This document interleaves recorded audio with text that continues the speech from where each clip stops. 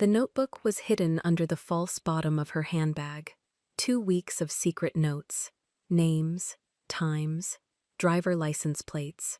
Her name is Ayla Monroe, 22 years old, black, the new executive secretary at Kang Royal Spirits, a Korean liquor distributor in Midtown. She didn't take this job for the salary. She took it because the previous secretary, Camille, her friend, disappeared 3 months ago, and nobody at this company ever said her name again. He walks in before sunrise. No appointment, no warning. Kang Tae-oh, 31 years old. They call him the Quiet One. Charcoal suit. Black serpent tattoo coiling up the right side of his neck. Hanja running along the collarbone. He doesn't raise his voice. He doesn't need to. Ayla doesn't look down. She slides a printed page across the glass table. The shipping clearance code on the contaminated batch doesn't belong to a line worker. It belongs to Mr. Martin, the director of logistics. The forged signature is right there in the margin. The whole boardroom goes quiet. Taeo's cold gaze locks onto hers through the meeting room glass. For the first time, he sees her. By noon, she hands him a separate folder. Duplicated invoices, ghost drivers, Friday night diversions nobody was supposed to notice. 2 strangers, 1 building, a secret big enough to bury them both. But what happens that night, in the archive room, when the power flickers and her phone lights up with a message from a dead friend? Before starting the story, comment down below where you are watching from and what time it is there. If stories of karma, love, and hidden truths move you, leave a like, be sure to subscribe to the channel, and click join to become a member and help our channel. Ayla slid the notebook between 2 ledgers before the elevator doors opened. 43rd floor, Kang Royal Spirits. 5:47 in the morning, and the lights in the corridor were already on. She walked toward the secretarial desk with the same measured pace she'd practiced for 2 weeks. Not too fast, not too slow. The kind of pace that belonged to a woman who had nothing to hide. She had everything to hide. The lilac shirt was pressed. The beige skirt sat exactly where it should. She set the structured black handbag on the desk and unzipped the inside pocket. The notebook went under the desk pad, beneath the corner where the leather frayed. Camille had told her about that corner 3 months ago, over coffee. Nobody ever lifts it. Camille had laughed when she said it. 3 weeks later, Camille stopped answering her phone. Ayla turned on the desk lamp. She opened the shipping log on the screen. Howard Kessler came in at 6 sharp, sweating already, the plastic ID badge swinging against his chest. He set a stack of clearance forms in front of her without looking at her face. Mr. Martin wants these signed off by 8. Mr. Martin signs them himself. Howard's eyes flicked up. He's authorizing the line worker to do it this week. Which line worker? Just process it, Ayla. She processed nothing. She let the stack sit. When Howard turned to walk away, she opened the top form and read the clearance code at the bottom right. 8 digits. She'd seen those 8 digits before. She'd written them in the notebook 11 days ago, next to a name, not a line worker's name. She copied the code onto a sticky note, folded it, and slid it under the desk pad with the rest. By 7:15, the meeting room glass on the east wall was lit from inside. She didn't look up. She didn't have to. The reflection on her monitor told her 2 men had walked past her desk without stopping. One of them did stop. She kept typing. The footsteps came back, slower this time. She raised her eyes. Kang Tae-oh stood 3 feet from her desk, hands in the pockets of a charcoal graffiti suit, the white shirt open at the collar, where the edge of a black serpent climbed his neck. He didn't speak. He didn't move. He looked at her the way a man looks at a door he hasn't decided whether to open. Behind him, Jung Do-yoon waited near the meeting room glass, earpiece glinting, gloves tucked into his inner pocket. "You're new," Tae-oh said. 3 weeks. Where's the previous one? Ayla held his gaze for 1 second longer than was safe. I was told she left. Tae-oh didn't answer. His eyes moved to the stack of clearance forms on her desk, then back to her. Bring those. She picked up the stack and followed him through the glass door. Do-yoon stepped aside without looking at her. The meeting room smelled of coffee and something colder underneath. Richard Martin was already seated at the far end, silver hair combed back, signet ring catching the overhead light. He stood when Teo entered. He did not stand when Ayla entered. Teo sat. He gestured at the chair beside him, not the one across. Ayla sat. Mr. Kang, Martin's smile was practiced. The Friday shipment has been pre-cleared. Howard's already handled the paperwork. We just need your initials. Teo extended a hand without looking at the page. Ayla placed the top form into it. He glanced down. He started to lift the pen. That's not Howard's code, Ayla said. The room went quiet in the particular way rooms go quiet when something has been said that no one knows how to take back. Martin's smile didn't move. His jaw did. Excuse me? But Ayla kept her eyes on the form in Teo's hand. The clearance code at the bottom right. 8 digits. It's not the line clearance code. It's a director-level code. Howard couldn't have generated it. She paused. Only you could, Mr. Martin. Martin let out a small laugh. She's mistaken. She isn't. Ayla opened the second form in the stack and slid it across the table. Same code. Last Friday. She slid a third. And the Friday before. Teo did not look at the papers. He looked at Ayla. Not the way Martin was looking at her, which was the way men look at things they intend to remove. Teo looked at her the way a man looks at a piece on a board he hadn't noticed until it moved. He set the pen down. Mr. Martin, he said quietly. Wait outside. Martin stood slowly. The signet ring tapped the table once before he lifted his hand. He walked past Ayla without turning his head. The door clicked shut. Teo did not speak for what felt like a long time. Ayla counted the seconds by the soft click of the wall clock. 11, 12. What's your name? Ayla Monroe. How did you know about the code? It's my job to log them. That's not an answer. She met his eyes. It's the only one I'm going to give you in this room. A muscle moved at the corner of his jaw. Not anger. Something else.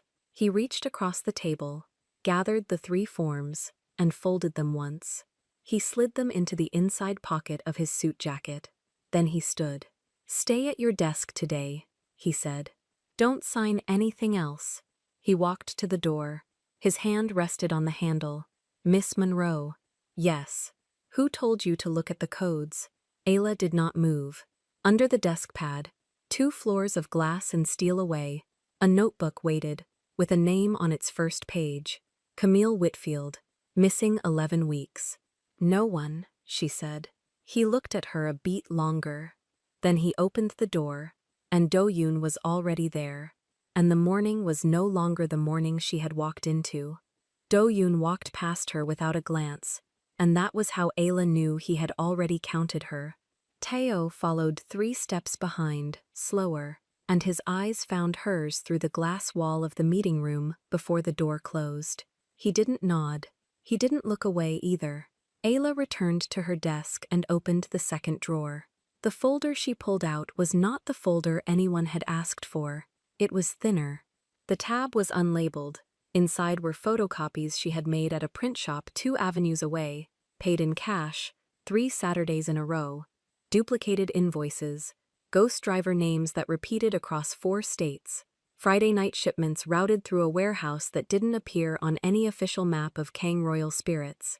She slid the folder into a plain manila envelope and wrote nothing on the outside.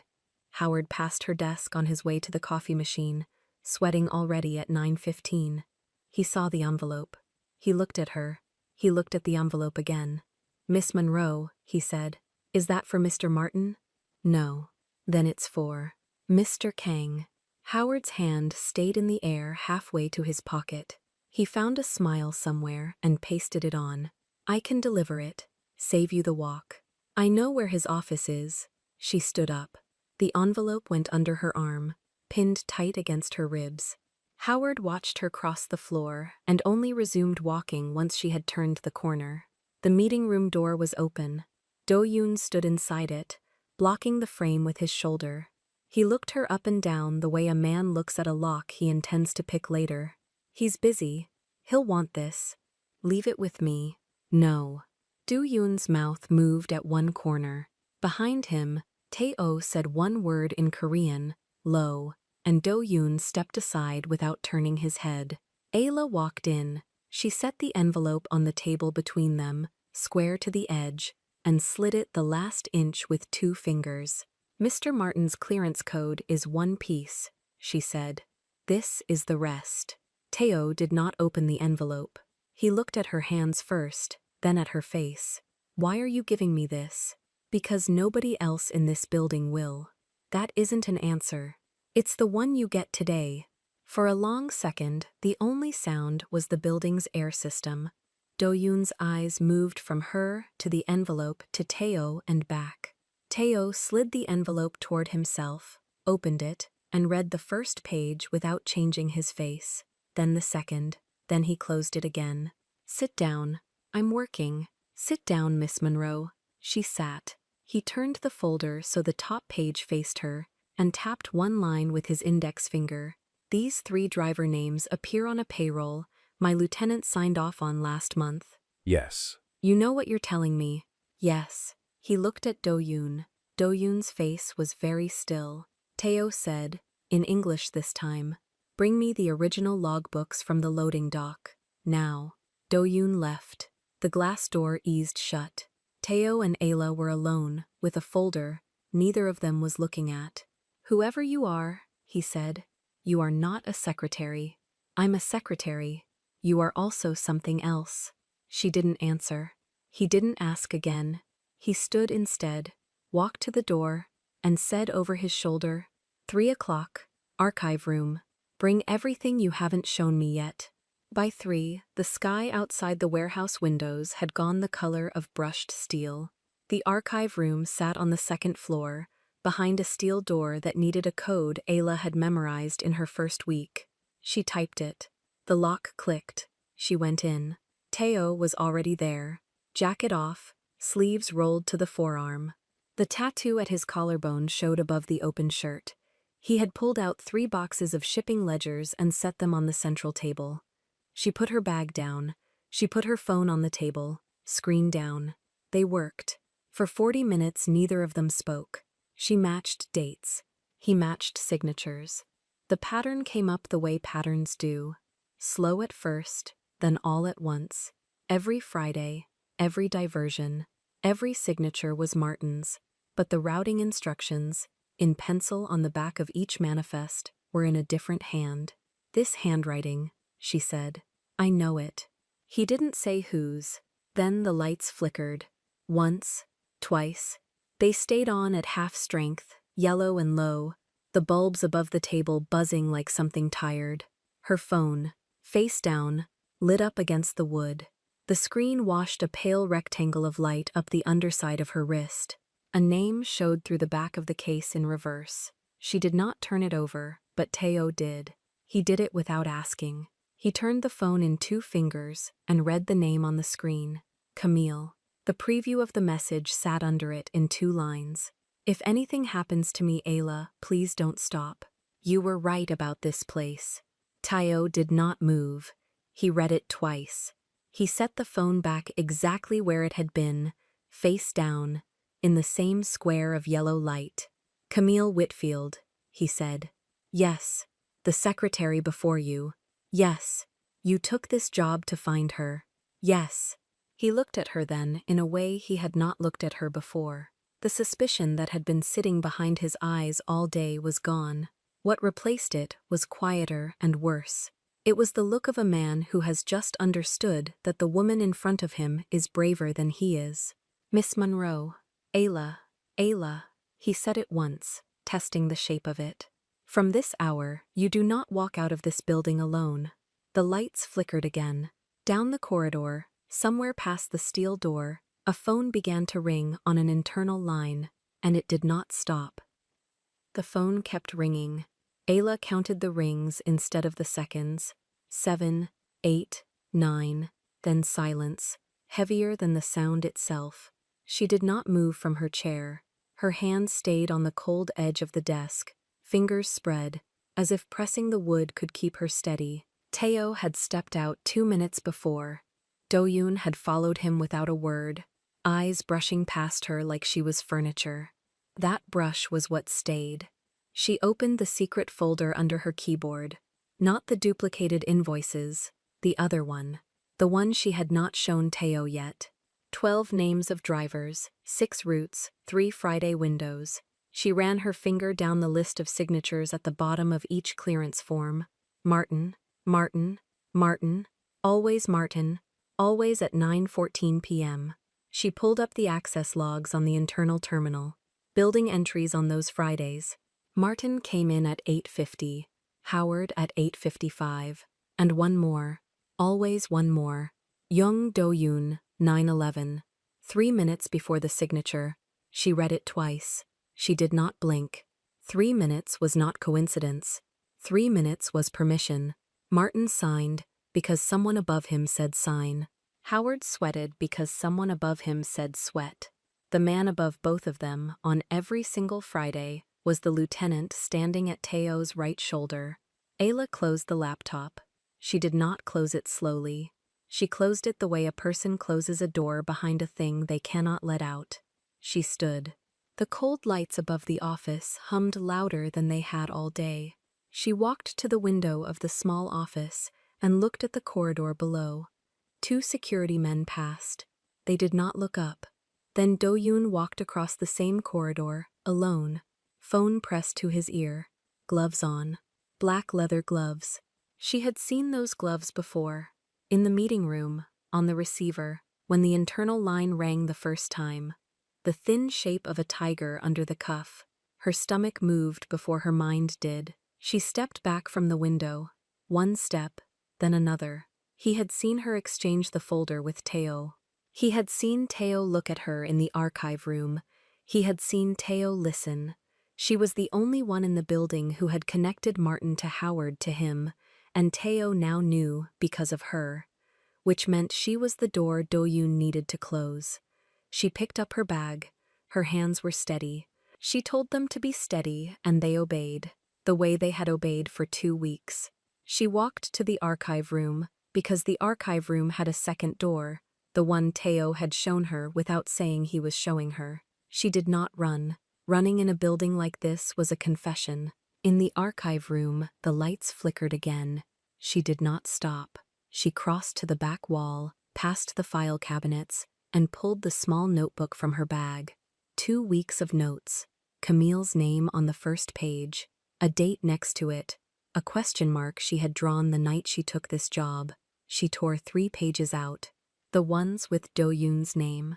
She folded them small and slid them inside the lining of her handbag, behind the gold clasp. A sound at the front door of the archive. Not a knock, a handle turning. She did not look up. She placed the notebook back in the bag, zipped it, and turned toward the second door. It opened first. Do-yoon stood in the frame, gloves on, the earpiece in his right ear catching the yellow light. His face was calm. That was the part that cut deepest. Not a threat, not anger. The calm of a man who already knew how the next 10 minutes would go. "Miss Monroe," he said. Soft, almost kind. "Mr. Kang is asking for you." She kept her hand on the bag. "He sent you. He sent me. He doesn't send you for things like this." A small pause. The first crack, then the calm again, smoothed back over. "Tonight he does." She took 1 step forward, not toward him, toward the side of the room where the camera in the ceiling could see her clearly. She knew where it was because she had mapped them on day 3. "Then let's go through the main corridor," she said. "The side stairs are faster. The main corridor is on the way." He smiled, just at the corner of his mouth. He understood she had understood. He did not move from the doorway. The lights flickered a 3rd time. In that half-second of dimness, her phone buzzed once inside her bag. A single short pulse, a message. She did not reach for it. She held his eyes. "After you," he said. She walked. Not fast, not slow. Past him, into the corridor. He fell in behind her, 2 steps back, the way a guard walks a prisoner who is still being called a guest. The cold lights stretched ahead in a straight line to the far steel door. She counted the doors on her left. 3, 4, 5. Taeo's office was the 6th. At the 5th door, Do-yoon's gloved hand rose toward her elbow. She did not flinch. She did not stop. She turned her head just enough to speak over her shoulder. Voice low, even. Don't. His hand paused in the air. For one heartbeat, the corridor held still around them. The hum of the lights, the only sound between her shoulder and his glove. Then the steel door at the end of the hall pushed open from the other side. Taeo stepped through. He saw the glove. He saw her hand on the bag. He saw the distance between them, the exact distance of a decision not yet made. He did not raise his voice. He said, one word, Do-yoon. The glove lowered, and somewhere behind the steel door, the internal phone began to ring again. The phone rang a second time before Taeo moved. He crossed the office in 4 steps and lifted the receiver. He did not speak. He listened. Ayla watched his jaw tighten, then settle. Say it again, he said. The voice on the other end was filtered, low, scrubbed of edges. Ayla could not make out the words, only the rhythm. Taeo's eyes did not leave hers. You have her on a clock, the voice said. Tick. The line went dead. Taeo placed the receiver down with care. He looked at the desk, at the folder Ayla had built over 14 nights, at the small gold pen Do-yoon had left behind 2 weeks ago. He picked the pen up. He set it down again, separated from the rest. He wants you on a floor with no exits, he said. He won't get it. Ayla took 1 step toward him. How long has he been your right hand? 9 years. Then he knows everything you know. He knows what I let him know. Taeo opened a drawer and lifted out a small black phone she had never seen. There is one thing he doesn't. He dialed 3 digits. Steel shutters began to drop across every window of the floor. The hum traveled through the soles of her sandals.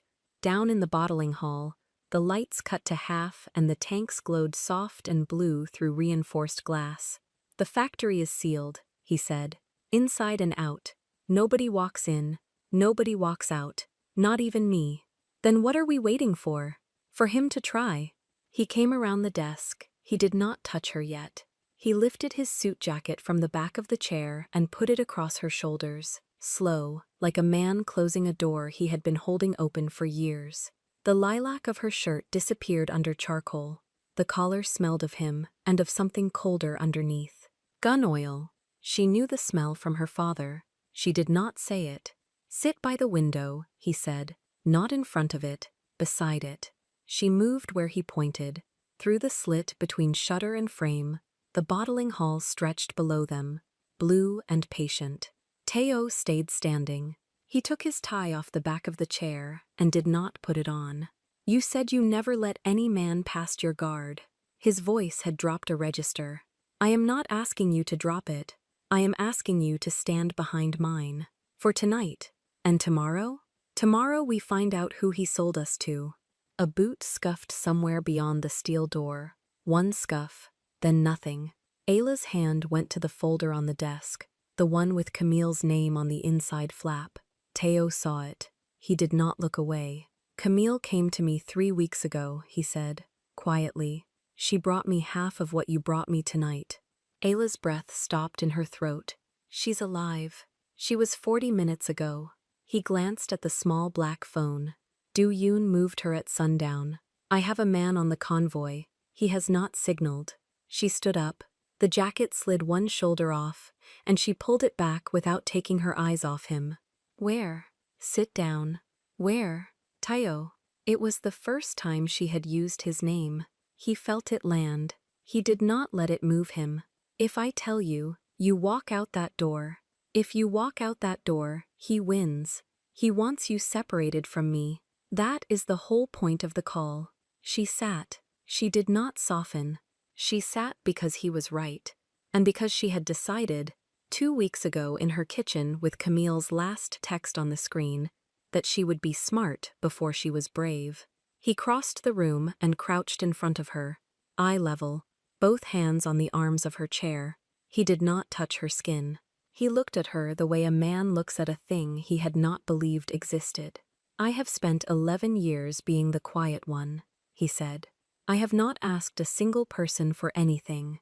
I am asking you, just for tonight, please." She lifted one hand and placed it flat against the side of his jaw. The serpent on his neck moved when he swallowed. The kiss was not hungry, it was a decision being signed. Once, held, released. The steel door blew its lock with a dry crack. Teo was on his feet before the sound finished. He pulled Ayla behind him with one arm. The door swung wide and a guard stumbled through, breathing hard, blood on one sleeve that was not his. "Mr. Kang!" The guard's eyes flickered to Ayla, to the jacket on her shoulders, back to Teo. "We found the previous secretary." Teo's hand closed around Ayla's. He did not turn to look at her. He kept his eyes on the guard.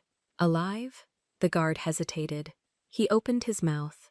He looked at the floor. Down in the bottling hall, every light went out at once. Teo's grip on her hand tightened. Ayla heard her own pulse in the seam of his palm. Somewhere beyond the shutters, an engine started, and then a second, and then a third.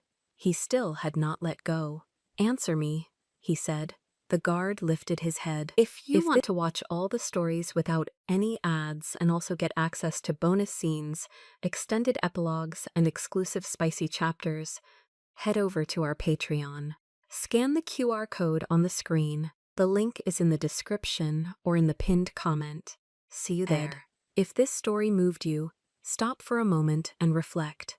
Have you ever walked into a room full of powerful men, carrying a truth that could destroy them, knowing nobody would believe a black woman from outside their world? Have you ever loved someone who was taught to never beg, and heard them say, "Just for tonight, please, not for your body, but for your trust"? And when a friend disappears and the world keeps moving as if she never existed, do you stay silent? Or do you become the one who refuses to forget her name? Tell us your experiences and feelings in the comments. We read them all. And if you believe in stories about trust, hidden loyalty, and impossible love, leave a like, be sure to subscribe to the channel, and click join to become a part of our community and help the channel.